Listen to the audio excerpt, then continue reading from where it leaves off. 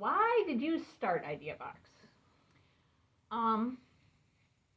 There were a lot of things that came together at once. I had been running the program at the Beverly Arts Center for about 10 years, and I left that position to do more of my own teaching artistry. I wanted to be, that was an administrative position. I wanted to be in the classroom more. But as soon as I got back into the classroom, well, first of all, one of the things we do at IdeaBox is nobody teaches alone. There's always a pair of teachers in the classroom. So very quickly, once I started teaching for myself as a teaching artist, I realized I needed at least one other person in the classroom with me. And then that expanded into a small staff of people that were, able to cover each other's positions and stuff if necessary. Often we'll have 3 or 4 teaching artists working on the same school on different aspects, so that if one person goes out, the curriculum just keeps right on rolling. So since I was kind of developing that as my own model for myself, eventually schools started to reach out with programs I couldn't cover myself, and at that point I'd done enough arts administration and enough program management that it was, but I know some very talented available people who can do so. So after about a year of that, I decided it was probably important to make it an official business for liability and financial reasons. And IdeaBox was originally formed as an LLC. We were an LLC for 2 years before we realized that the type of work we do might be more appealing to nonprofit donors than to a for-profit audience. So we became a 501c3 6 or 7 years ago now. And that's the point when we really kind of coalesced as an organization more than just myself and some other people. And we also, we're small on purpose. We try to keep it to only the people who really are focused on exactly what we do here, our interdisciplinary mission, the style of teaching we do. But we have a big bark in Chicago. We work a lot with Chicago Public Schools, Ingenuity, and an organization called Arts Ed Shy to just be part of the ongoing conversation about making teaching artistry sustainable in Chicago, making it a job someone can do, make a living, and still practice their professional artwork. And that's something that IdeaBox, along with close to 200 other arts ed organizations in Chicago, are working on together. And I mention it because our teaching artists here really are a cohort, so a lot of times when I'm working on that work, I come back to our own teaching artists to get very candid feedback. Because I know y'all won't hold back, and you will say, this is what feels great when I'm working, and this is where, and I don't feel supported. This is when everything feels like it's falling apart, and it's not my fault, but everybody's still blaming me. So that makes it really easy to go back to the community and be like, well, here's some things I've heard directly from people who've been in the trenches. Who is IdeaBox for? In terms of our students? In terms of anything. All of the people. It's for everyone. No, honestly, it may not be for everyone because we're not exactly a studio or a technique practice. So say you want to take ballet classes that have a bar and come across the floor. Those are ballet technique classes, and they're beautiful, and it's just not really what we offer here. But if you want to learn to choreograph, if you want to understand the foundational principles of modern dance and how to apply them to both dance movement and clown movement, then IdeaBox does that kind of work. So a lot of times we get artists who have dabbled in a lot of different things and now have an idea of what they want to do and want to kind of push themselves in a certain direction. But also we get people who are so new to art that they just want to try stuff, and we have a lot of interesting stuff to try. We do. All right, so now I'm going to go through a bunch of questions that are just about you as an artist. This is the getting to know you portion. Cool. What kind of arts do you practice? I do them all. That's how I got here. Yes. I started out as a musical theater baby and was sure I was going to be a future Broadway star. I can show you the yearbooks I signed as such. Future Broadway star. That was after I abandoned future Harvard graduate. Okay. Once I figured out Harvard didn't teach Broadway. Sorry, Harvard, you probably have a musical theater program, but It's not the one the country's talking about. And I went to school not for straight theater, which is not straight, it's just what musical theater people call musical things that don't have music in them. Right. It's kind of hard to explain if you're not a theater person. But yes, I went to college for straight theater because I applied to the 3 best musical theater programs in the country, and none of them accepted me. Wisely, I was mediocre. No offense to past me, but I just knew some things. And they were looking for pre-professionals, which was great because I got a really good foundation in classical theater and learned how much I dislike it. But that doesn't mean it's not valuable to learn about. And of course, there's plenty of things in classical theater history that I enjoy. But I think what I got out of that was that certain themes are universal, that there's no point in worrying about trying to be entirely unique and special and new, because it's all been done and redone and done again in a different language by a different person. So that's kind of freeing. And I think there's a lot of value to looking at classical work in its context. Saying, oh, well, while this was happening, this is what was happening in the world. And I feel like the problem with so much contemporary classical work is that context no longer exists. And either it has to be recontextualized for a modern audience and then have that new context hammered into the faces of the modern audience so they really get how it applies now, or it just feels fairly irrelevant. I've seen a few great modern adaptations, and I've seen hundreds of modern adaptations. Mm-hmm. What was that? Was that supposed to be who I am as an artist? So what kind of arts do you practice? What kind of arts do I practice? Not classical theater, I'll tell you what. Sorry, Ibsen. I'm sure you're lovely. I know you practice dance, you practice theater, you practice All musicals.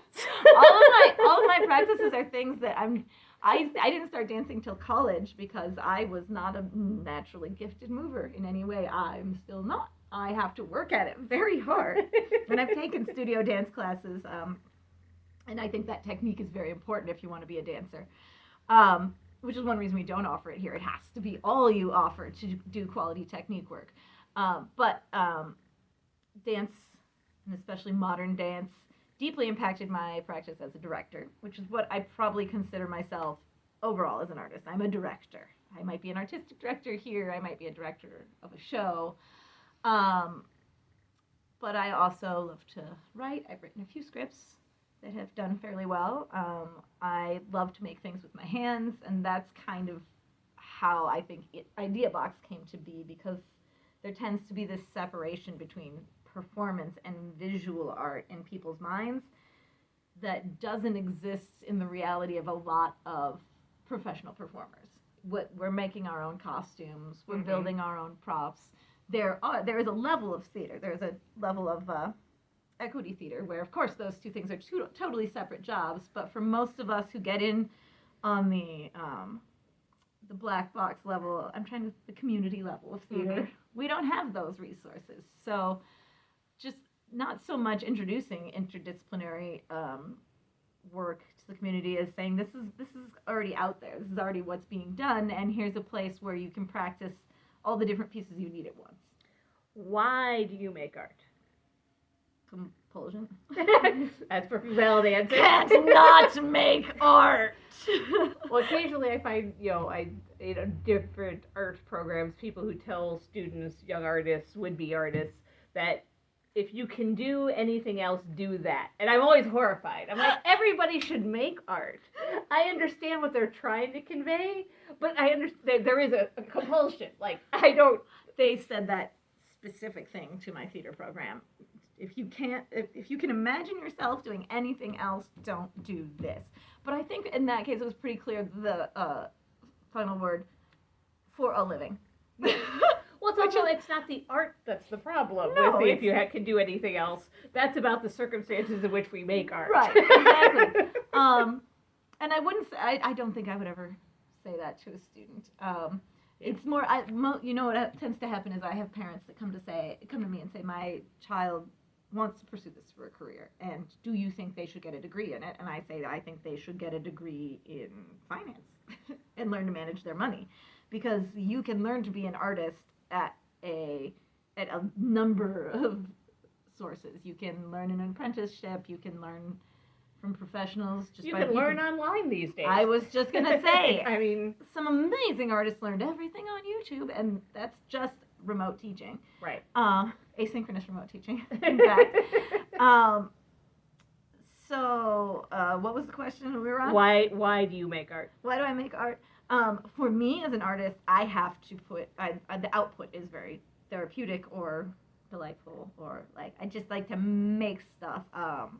I think I mentioned the other day, if I have gum and the wrapper is foil, I will peel the foil off and turn it into a little heart. I'll compress it into a little heart because I just make stuff, and it makes me feel better when I can make something new. But like once I grew up and I thought, oh, I'm going to do this for a living, like this is my career, okay, I better have a good reason. And in that case, for me, art is about being part of a community, and having a way to connect with the community, and having a way to bring people into the community. What's your favorite craft to do? I like making stuff. I like having a heap of assorted scrap from things, little sparkles and scraps of fabric and stuff, and making some kind of small project, like a small puppet or a hair bow, little fascinator, like necklace, something. I like feeling like we got down to the smallest scraps we could, and still we can make squeeze something out of it. Just squish a little bit more art out of this before we have to recycle it or throw it away. Do you have an artist that inspires you or has inspired you in the past? So many, so many. I'll just say some names. The Daddists are very inspirational to me. Their use of found objects and the way they would break down art into its smallest pieces and put it back together wrong.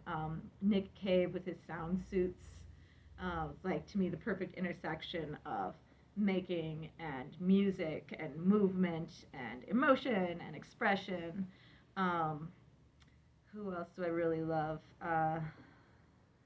Let's see if I say it right. Yayoi Kusuma? Think so? Not an expert either. Yeah, I have to double check if I got the last name right, but she's a installation artist who loves polka dots. Mm-hmm. But her work is not just polka dots. Right. So she's really inspirational to me in terms of immersive art and environmental art, because she's taken her visual style and scaled it up and down and up and down. Marina Abramovic is a performance artist. I really love her work. Not all of it is work I would make or even necessarily enjoy watching, but I love the thought process that goes into her work and her dedication and commitment to her work. And it's funny that I named 0 musical theater composers or artists in That's there. That's all right. But who is art for? Art is for everybody. Art is for people who need to change their mental state the moment they're in. They need to take themselves out of it or reward themselves for something or whatever, to say, now I'm going to stand in front of this painting and I feel one way before I look at it, and when I walk away I will feel a different way. Or be annoyed that I don't. Not all art moves everybody, but I think that's like the purpose of art is to, oh my goodness, the purpose of art is to move you. That's okay. Cheesy or not, it's still make valid. To make an impact on someone's existence, and so the consumers of art, they're consuming it because they want to feel that impact. When did you know you were an artist? I don't recall ever not being an artist, and this is to my family's credit. My parents were, art was just part of daily life for us, and it very much craft. I'm from a farm family, so, craft is when you've got to make the stuff anyway, you may as well make it cute. Mm-hmm. There's my new definition of craft. Stuff you have to make anyway, but you decide to make it cute. So, like, growing up, I've been thinking about, we've been talking about how kids are less frequently learning to tie their shoes. And I very clearly remember when I was very small, my mom making the first part of the bow and having me hold my finger down while she did the loops and did the second part of the bow and had me pull my finger out. So even at that age, I was learning like basic knot tying skills, so to speak. I mean, it's just a simple bow, but to most, like, I've seen 5th graders melt down because they can't tie a simple bow because they're trying to learn it on their foot, which is crazy. Please do it backwards. Don't be able to see fully what you're doing, and from the perspective opposite of the person who's trying to show you how to do it. Wild. But then when I was like, well, why wasn't that such a struggle for me? I do remember it being hard to tie it on my foot, but it's because I learned to tie a bow through craft first, through gift wrapping, which I consider craft, but also through whatever little things we were making, tying Barbie skirts on, which it's rare that you'll find those little ties anymore on a toy. So, like, art was inherent to our lives growing up. So you never had an aha moment? No. It was more like having to decide whether I really wanted to commit to this as a career or whether I wanted to commit to something else. But I will tell you, the other thing I was considering committing to was research science. And it is not, I've now learned as an adult, any easier to make a living in than the arts. Yep. So, well, isn't that funny? The things we were always like, that'd be a good thing to do, and that should be a stable income. I would love to work in biotechnology and genetic engineering, but ethically, What is the first piece of art? What is the first piece of art you remember? First piece of art I remember. Something that you knew was something beyond. Like that I remember viewing and being impressed by. It might be Jim Henson's work. Because when I was a kid, it wasn't just the Muppets, it was the Muppets and the Dark Crystal and Labyrinth. And I understood the Muppets, and then I knew the Muppets, right? And my family we watched Fraggle Rock and all of that stuff too. But I think the Dark Crystal and Labyrinth, and then we talk about interdisciplinary work. Yeah. I mean, that was also very early computer animation work before anybody else was using computer animation and thinking of computer animation as puppetry rather than a replacement for as a tool somebody, of it rather than what? the new creator of it. And like working with Waldos and stuff. So like as I got to understand what it took behind the scenes to make like the Stiltwalker creatures in the Dark Crystal, like that made it, and I think this is the experience we hear from a lot of artists, it made it more magical. Right. Not less magical to learn out how it was made and what the process was behind the scenes. Even just, there is a moment in Labyrinth, she's in the maze, and she's looking all up and down the walls, and it looks like it's all one corridor, and then she walks straight ahead and turns a corner, and there's been a visual illusion. I took 2 things away from that. I took the visual illusion, but also there's glitter all over the walls, and it looks like slime. And I remember at around like 10 or 12 years old being like, wait a minute, that's glitter. You can use glitter to make not sparkly? Like, glitter could be a tool for grossness? Wow. This is a whole new realm of craft I hadn't even considered. So yeah, I think probably the body of work Jim Henson was putting out at the time. What sense do you rely on the most when making art? My gut. My instincts. Art to me feels like uncovering something that's already there, like archaeology almost. Like if I write a poem, which is funny because that's not one of my primary art forms at all, but I've been in a poetry mood lately. Writing it feels like trying to like catch the right words out of the air. And then I look at it on the page and I'm like, have to look for doesn't match what I imagine the finished project is, and just, much like a sculptor, whittle away until you find the sculpture within the wood or the marble or whatever. So most of my artistic process is like that. It's like make a whole thing real fast, as close to what you think it's supposed to be as you can, and then go back in and whittle away at the edges until it's what you want it to be. What is something you wish everyone knew? That you can be good at art right away, and it doesn't matter if it looks like what you thought good art was. That like there's no bar for art. You don't have to prove you're good at it. You don't have to have super fancy or special materials to be good at it. You can have a stick and dirt and be good at art. As long as you're enjoying what you're doing and feel like it expresses literally anything. What's your favorite snack? I like all the snacks. I'm a snacker.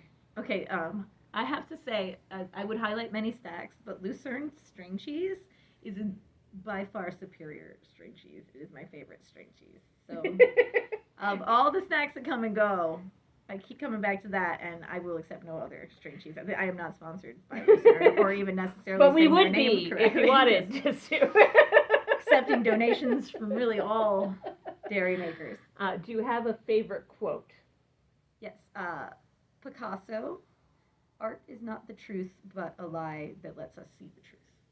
And I am paraphrasing very much.